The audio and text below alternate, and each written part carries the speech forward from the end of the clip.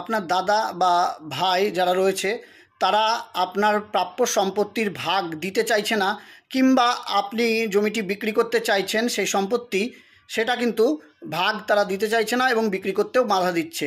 যদি এরকম হয় তাহলে আপনার যে প্রাপ্য অংশ রয়েছে সেটা ওয়ারিশ সূত্রে হোক বা পৈতৃক সম্পত্তি হোক বা উত্তরাধিকারী সূত্রে হোক, যাই হোক না কেন, যদি আপনার অন্য ওয়ারিশরা বাধা দেয় তাহলে আপনাকে প্রথম যে কাজটা করতে হবে সেটা হলো একটি আইনি নোটিশ জারি করতে হবে এবং 15 দিন বা 30 দিনের সময়সীমা তাদেরকে দিতে হবে এবং বলতে হবে আমার যে ভাগ রয়েছে সেই ভাগটা আমাকে দেওয়া হোক,